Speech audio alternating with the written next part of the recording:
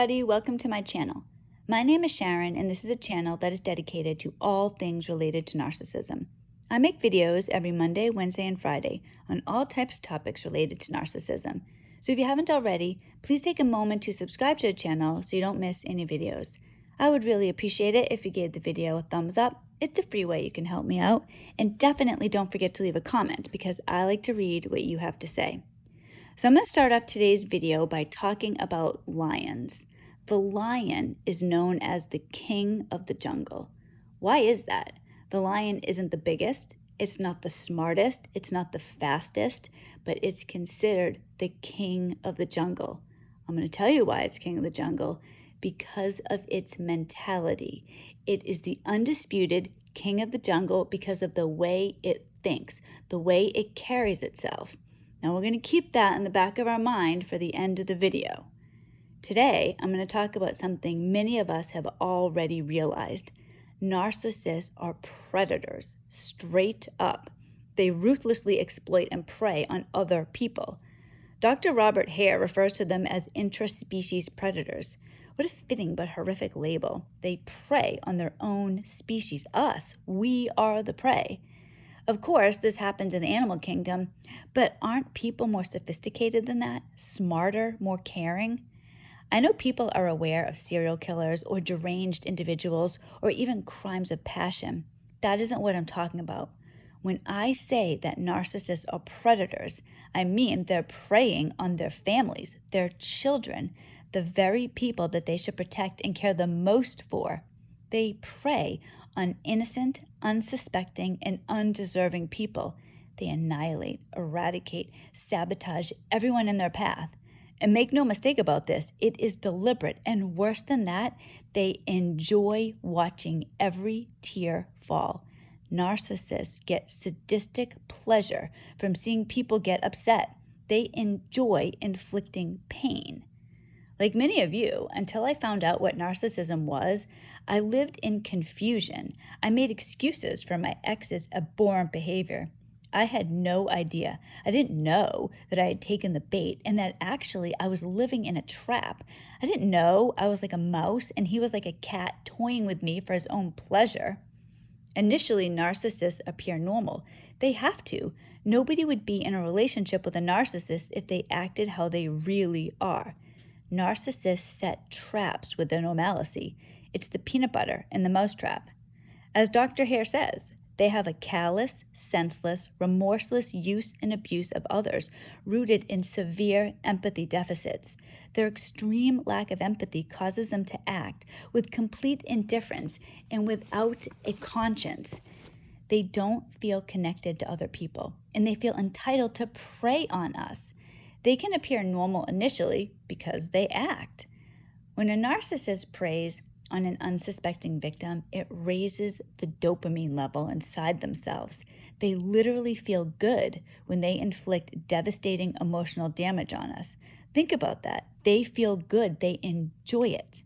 Now, I've mentioned before that my ex particularly enjoyed giving me lengthy silent treatments. These silent treatments gutted me.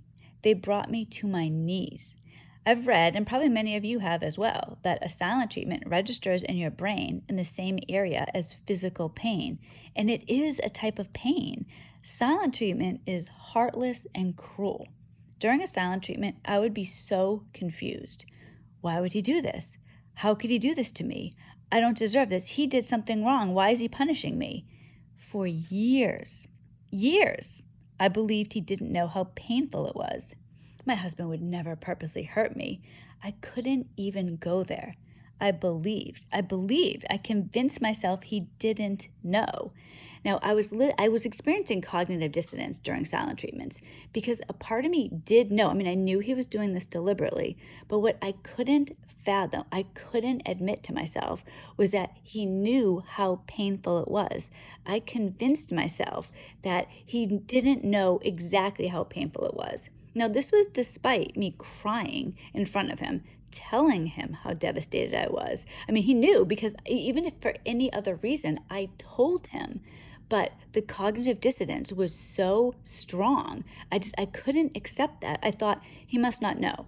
I convinced myself that he wasn't good at communicating. Therefore, he wanted to talk to me. I mean, I told myself this. I convinced myself of this. This is cognitive dissonance. I knew, but I didn't know. I knew, but I couldn't accept it. What I know now is that not only did he do it instinctively and intuitively, he enjoyed it. And he was happy to torture me for something that he did wrong. A silent treatment is always done to punish. People that give the silent treatment do something wrong. They're going to punish you for that because truly, a narcissist believes that they are better than you, that they don't deserve any ill treatment, that they don't ever deserve to have to pay for something that they've done. That's what you're there for. So my ex would steal money or he'd get into debt behind my back. I would find out and then silence. Because he believed that he was better than me, there was no way he was going to, lower himself and apologize. And, I was going to say or try to make it right. I don't know how he could even ever make this right, but it's more a mentality of why would you do this? It's the type of person that would do this in the first place. Because the reality is if I had done something wrong, if I had stolen money or if I had lied to him about something, he would never have given me a silent treatment. He would have enjoyed upsetting me, torturing me, punishing me. So either way, whether I did something wrong or he did something wrong, I was going to be punished. And I'll tell you something.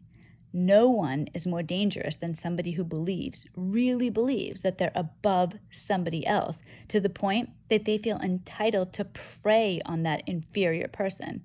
And that's the situation with a narcissist and their victim. Narcissists enjoy inflicting pain. It is devastating to accept that. And I know you don't want to accept that. But part of what I try to do in my videos is tell you what is really going on with a narcissist. I was in a relationship with my ex for 20 years, and I don't want to see anybody else do that. So during a silent treatment, my ex would be exuberant with other people. Now, at the time, this is, it's so painful to look back now that I'm on the other side of recovery, to look back and remember how I felt. So my ex was not a particularly involved father. He wasn't a very good father. I found out later that he never even wanted the kids. He used to call the kids my ideas. So that's how he would refer to them. So I thought it was a joke during the relationship when he would say that, but now I know it wasn't. I told him I wanted kids. He said he wanted kids too. And this is the thing with a narcissist. They're not responsible for anything they say. So he today will tell me, well, you're the one who wanted them. I never even wanted them. I just went along with it because you wanted them. Well, how the heck am I supposed to know that? I mean, you are responsible for every single thing that the narcissist thinks or doesn't think. So he was not a particularly involved father. He didn't feel bad about this because after all, he didn't want them. They were my children. But during a silent treatment, suddenly he was very excited to be a great dad. So he would come home from work and he would be hanging out with the kids, laughing at every single thing that they said. And I used to think there was a time period when I thought to myself, well, I'm suffering, but at least the kids are getting a good dad during this. I mean, that's so sick, but that's what I thought at the time. And later, when my kids got older, they recognized what was happening and they would say to me, why is daddy doing this? Why is he being nice to us so that it hurts you? I mean, they knew this. Kids aren't stupid. They know what's going on. I didn't know that he wasn't just acting. He wasn't just trying to hurt me when he would act happy to be around other people, because he would come in the room and it was like I didn't exist. He could see right through me. I was like invisible. Like I wasn't there. It was like, for those of you that know Harry Potter, like I had this invisibility cloak on. I might as well have not been there at all. But I know now that not only was he acting like he was having a good time, he was enjoying this. He was getting off on it. It made him feel legitimately happy. He was experiencing joy at my pain. This was my husband, the husband I was always good to. That meant nothing to him. Narcissists are like an animal. I have these backyard chickens, and one time I went outside into the backyard and one of the chickens was really hurt. I went out there and she had no feathers on the top of her head. At the top of her head was this bloody mess and there was not one feather on top of her head. The other chickens had plucked every single feather out. Chickens are attracted to the color red. So I don't know if any of you also have backyard chickens or you're familiar with this, or if you can picture chicken waterers or chicken bowls. They're always red, or typically they're red, because chickens are attracted to that. So that's how they find the water. That's how they find the food, because they see red and they're attracted to it. They will descend on something red, but they will also hurt each other. Chickens can be vicious. The chickens I've purposely chosen the chickens because they're I have 3 different types of chickens, and they're gentle chickens. They don't generally attack. But these chickens, they did attack little Marshmallow when she had the problem. She had a cut on the top of her head. They descended on it and they made it terrible. I had to bring her into the house and put this purple dye I had bought at a pet store to cover the red so that they wouldn't bother her head anymore. They would have killed her if I didn't cover up that red. Now, in the case of the chickens, they didn't care that Snowball was suffering. They saw weakness and attacked. So I had to change what they saw, but they weren't purposely being cruel. They weren't getting a dopamine rush over this. They were just acting instinctively. For a narcissist, they get a dopamine high. It's not just this instinct. They enjoy your pain. So the reality is that your wife, your husband, has the same regard that you do about an ant in your kitchen. So if I see an ant in my house, I'll kill it. I don't feel bad about it. I don't have empathy for it. And throughout my marriage, my opinion of my ex went lower and lower. By the last few years of the marriage, I actually had no respect for him at all. I actually thought he was an idiot. I mentioned in a recent video that I got involved with my ex after a particularly devastating breakup. I thought my ex was a safe person. So that makes my reflection on this whole thing very difficult because I didn't go into this relationship deeply in love and I was annihilated. Now, don't get me wrong, I was dedicated to him and I was a good wife, but I never had that head over heels feeling and I got crushed. I've often thought about how much worse the devastation would be if I was deeply in love with him. And I'm dealing with such devastation, such betrayal. So I know years after learning the truth, I struggle with the disbelief. So I feel for anybody dealing with all of that, as well as the trauma of being deeply in love with this person. And I'm so sorry for that. I'm so sorry if that's your situation, because I know that that type of pain is what can drive victims to abuse drugs and alcohol and consider, if not actually go through with suicide. So I'm going to tell you something. I get it. I do. However, it's important to remember that the way that you feel today isn't how you will feel tomorrow. Never make a permanent decision during extreme emotion, good or bad. I'm going to talk more about that at the end when we get back to the beginning of the video and we talked about the lion and the lion's mentality. For right now, I want to talk a little bit about the realities about a narcissist. I know this is painful, but all of us are going to get through this. These are the traits that are deliberately kept hidden from us. And I'm telling you these so you don't make the same mistake that I did and believe that a narcissist doesn't know what they're doing. They know. Narcissists are never wrong. They are never sorry. It doesn't matter what they say. It is always somebody else's fault, probably yours. They are not responsible for their behavior. They get angry and abusive very easily. They have an extraordinary sense of entitlement.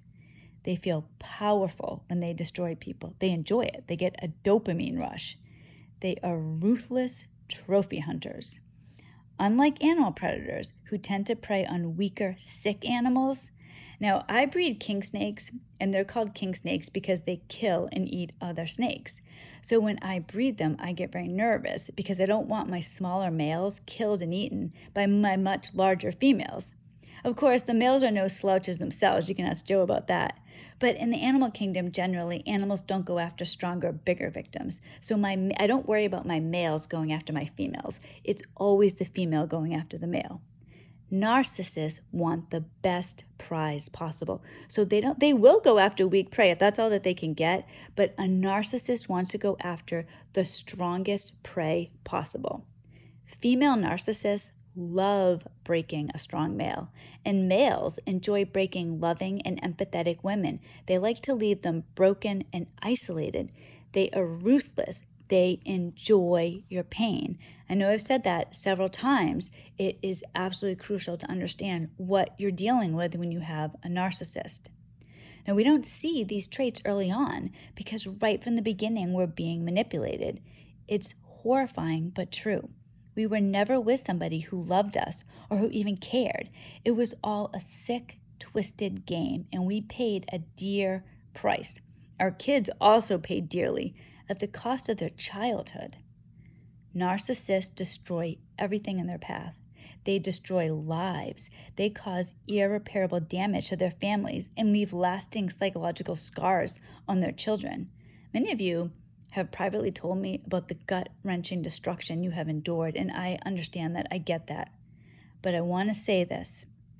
Over my dead body will my ex destroy me or my kids. Some of you know that recently I got a phoenix rising tattoo over my ex's name on my wrist. That was intentional. That's how I feel. He hurt me. He tried to take me out, but I'm still alive. I'm still rising up, and I have a choice. I can give him the flicker of flame inside of myself, or I can hand myself right over to him to finish me off. Now let's think about the beginning of the video when we were talking about the lion. The lion isn't the biggest. He isn't the strongest. He isn't the smartest, but the lion has the mentality.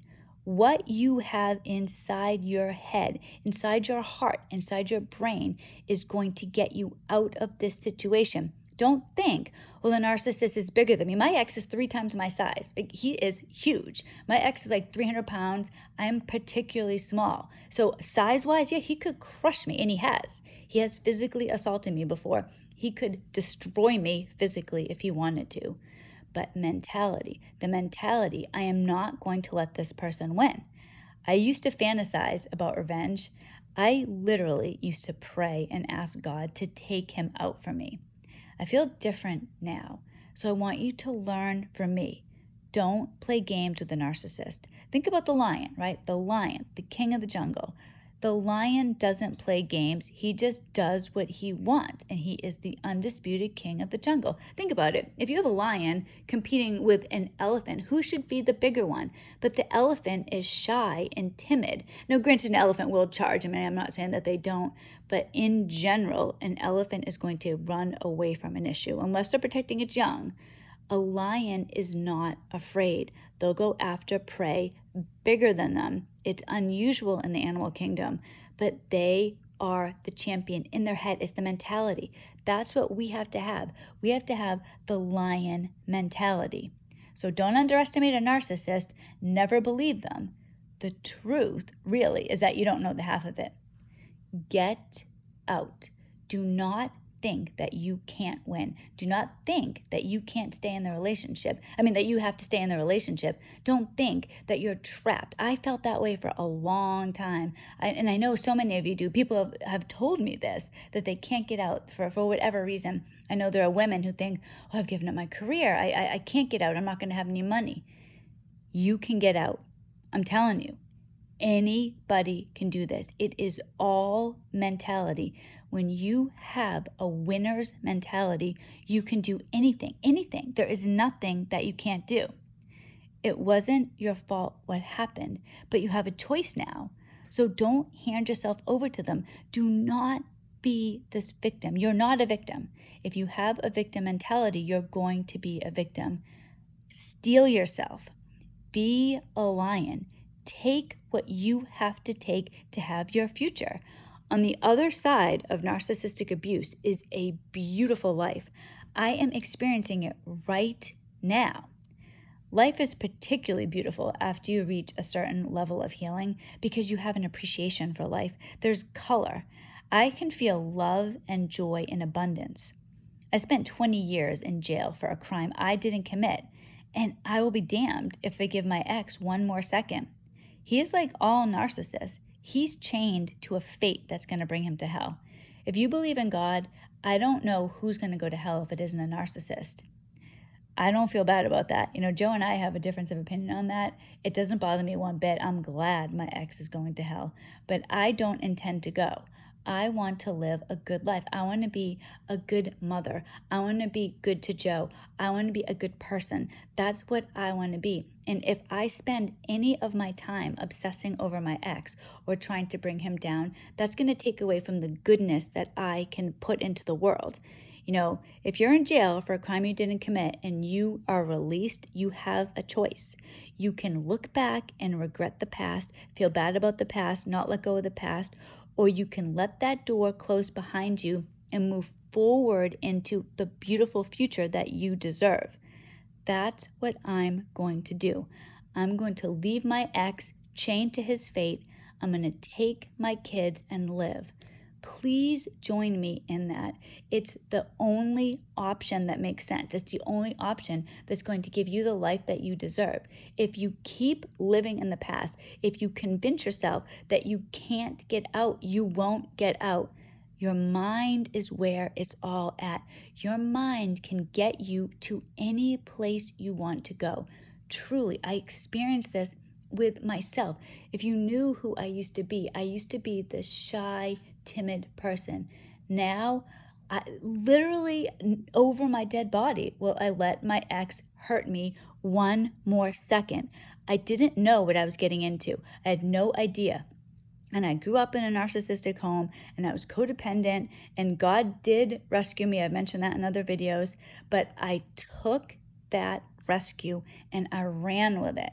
I'm reaching out my hand to you right now. I'm telling you, what I'm telling you, it's true. Take my hand. Get out. Live the life of your dreams, because it's up to you. Once you know who the narcissist is, they can't hold you back. Only you can hold yourself back. So take your life and go for it. Live the life of your dreams. It is never too late. Ever. Never. Thank you so much for watching this video. I hope it helped somebody. I hope it gave you determination. That's really what I'm going for with this. I want everybody to be free of narcissism. Narcissists are a plague on society. They are horrible, evil, vile people, things, intraspecies predators, whatever you want to call them. But you are not that way. You have a choice. Don't let them hold you back. Go for it. Live your life. Take your kids, get out, and live and love. Thank you for watching this video. I'm so grateful. If you haven't already, please take a moment to subscribe to the channel. Please give the video a thumbs up and don't forget to leave a comment. I will see you on Friday. In Friday's video, I'm actually going to talk a little bit about some things that I'm going to talk to my kids about this weekend. You know, as I've gone through the recovery process, my kids have also gone through it, and it hasn't been easy on them. So I'm going to talk a little bit about a conversation I'm going to have with them this weekend. So stay tuned for that. And I hope everybody has a wonderful rest of the week. God bless.